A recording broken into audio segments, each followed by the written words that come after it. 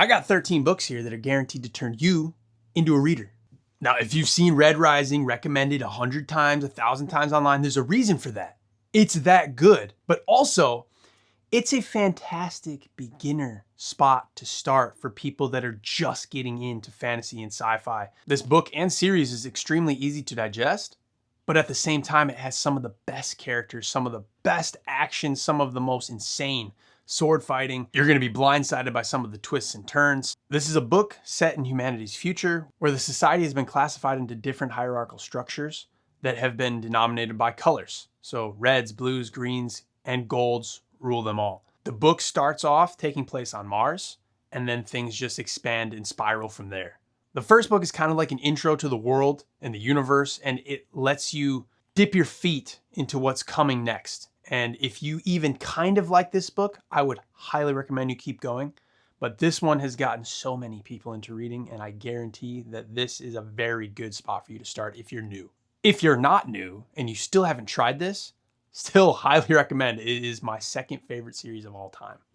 If you like medieval warfare and you want to get into way more brutal combat and a lot more sword fighting, then you're talking about The Faithful and the Fallen by John Gwynne. This is fantasy, but it's a lot lighter on the magic side of things as far as what magic the main characters can wield, but there is magic in here, don't get me wrong. John Gwynne is an incredible author, especially when it comes to combat scenes. He is a reenactor himself, so he understands what it feels like to be inside of a battle to an extent. I don't think his life's ever been in danger, but he understands what things sound like, feel like, the weight of the weapons and the armor. And you really get that experience when you're inside these battle scenes because it feels real. It gets your heart pumping. I had to put down 2 of these books at 2 separate times because I was just... This is a classic good versus evil, angels versus demons, but with several twists that you don't see coming and several characters that you will hate to your core. He does such a good job with the character work in these. It is incredible. If you've never read John Gwynne, this is the best place to start in my opinion. It's the first series that he wrote. Definitely give this a shot. One Dark Window by Rachel Gillig. This is really unique, interesting magic. The magic is based on cards. They're rare, they're powerful, they all do different things. There's not very many of them. And there is some romance. If you hate romance, then maybe stay away from this. But if you're okay with it, the spice level is very low. There's not a lot of spice, but there is a very good romance in here. On top of that, the setting here, the world here is very eerie. It's got a gothic, creepy vibe the entire time. It's not a very large, sprawling world, but the atmospheric feel of this is just incredible. It's so good. But the overarching concept here is there are these cards. There are very few of them, and mainly the people that are ruling, that are in control most of the cards. And on top of that, there's a mist in the woods, in the forests, around where this is taking place. And if you get caught out there, you ain't gonna make it. And they need to figure out what's going on here to kind of bring this back into a more happy, safe place to live. But this is something that's very easy to digest again. And it's a super great spot for somebody that has not read a whole lot of books to really get into something. Magician by Raymond E. Feist. This is something you are going to love if you love Lord of the Rings. If you've seen the Lord of the Rings movies and you just really are a huge fan of that, this is going to give you a lot of Lord of the Rings vibes, but with a great, different story. But you're going to see elves, you're going to see dwarves, you're going to see magicians, not wizards. They're magicians in here, but there's magic. And the characters are just amazing. Pug, Thomas, you're going to fall in love with them. And at the same time, there's portals to different worlds. It gives you a little bit of a sci-fi feel, but it stays very magical, fantastical. There's a war brewing, and it's between our main characters on their world, and a portal gets opened to another world. This is a trilogy, but this is the first book in that trilogy. If you're in the United States, Magician is broken into Magician Apprentice and Magician Master. It's 2 books in the United States. But this is 1 book, so get them both if you're going to get the books. But overall, it's a trilogy. If you love this book, keep going. This is my second favorite book of all time. It is so incredibly good. And it was the first thing that really gave me the same feeling that Lord of the Rings did.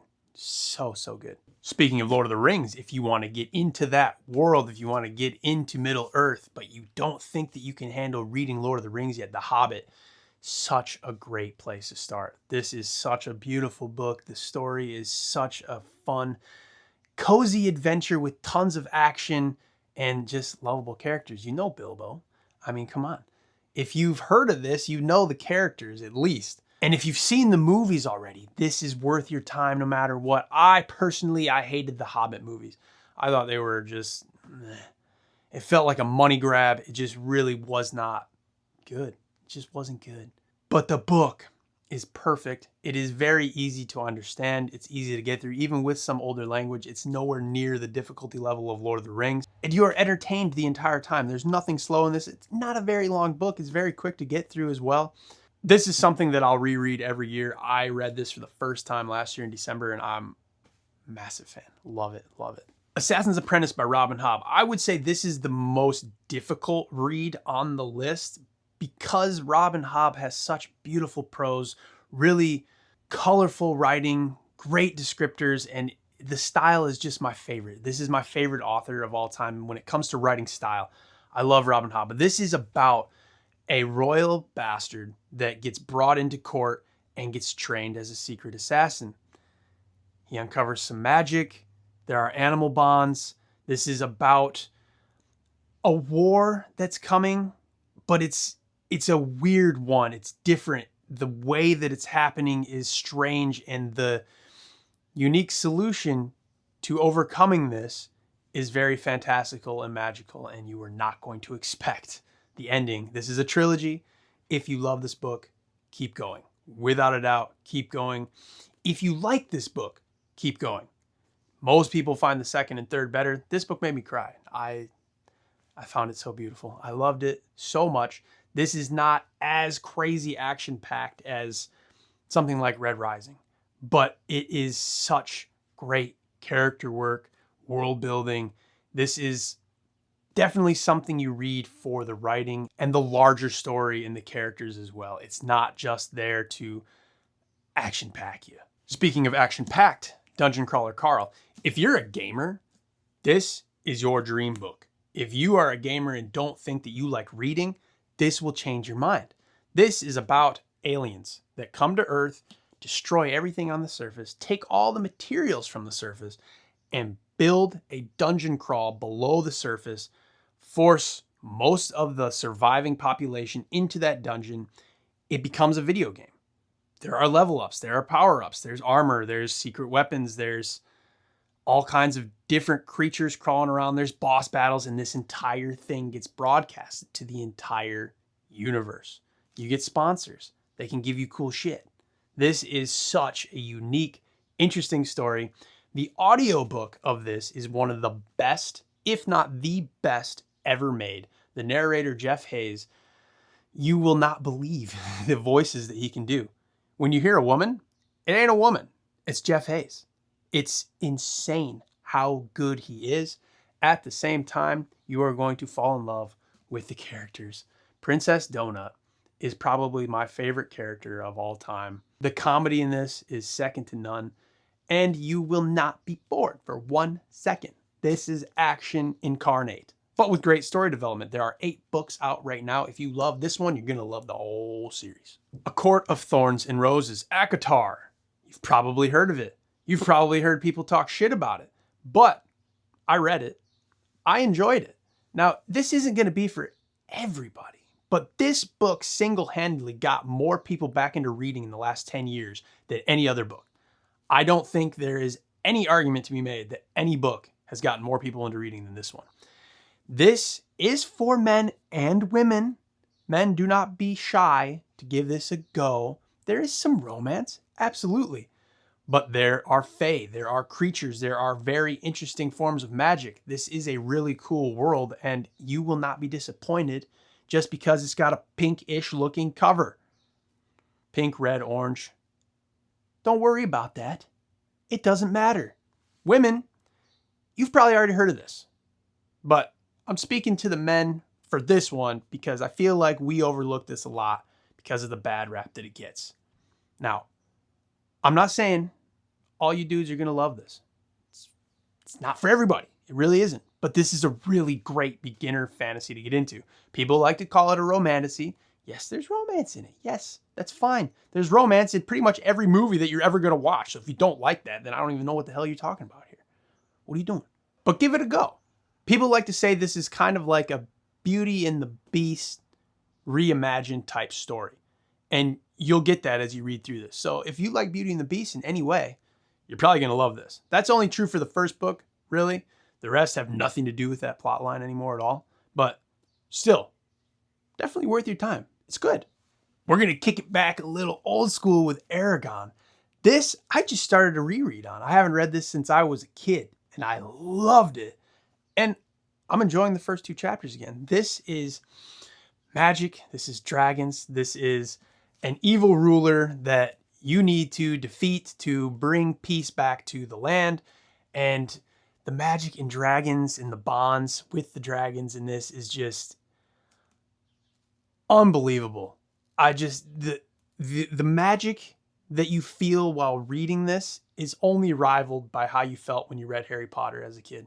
If you're an adult and you're wondering why I'm showing you this, this is still for adults. The first book is more of an entry-level one, but it gets more mature as you go on. There's 4 books in this series. You're going to love them. The action is incredible. The sword fighting is so good. And I think this is still achieving that perfect beginner book for people that are trying to get back into reading. This is going to do that for you. It's so, so good. Now we're going to get a little darker on you here. This is The Demon Cycle by Peter Brett. The Painted Man or The Warded Man is the first book, depending on where you live. UK, US versions differ in the naming. Same book. This is about a world where demons come out of the core of the earth every night and kill anybody in their path. This has to do with ward magic, drawing, writing, carving symbols onto things to defend yourself from the demons that are trying to get into your homes, trying to get into wherever, into the city, into the town. And people have to find a way to survive. There is lost magic that needs to be found. This is kind of like a mystery when you're trying to discover where the fighting magic, the offensive magic has gone. And how do we get that back? And how can we fight our way out of this predicament that we're in? This is a 5-book series. This is very dark. There are elements of SA in here. There are elements of horror, graphic scenes. This is not for the faint of heart. This is not for the beginners. This is for people that want to get into something gritty right away. This is so good. If you love the first book, keep going. But this was one of my favorites of the last year, without a doubt. Fantastic. Because I Killed Him by Edith Bird. This is a brand new indie author, indie book. This is another hierarchy situation where there are different classes and there's a ruling class and you may not go against them in any way. There's a picture of a guillotine here. There's a reason for that. That's what's used when you get out of line. You go on, you know? But this is an academy setting. There is a sneaky little romance that comes up that's fantastic.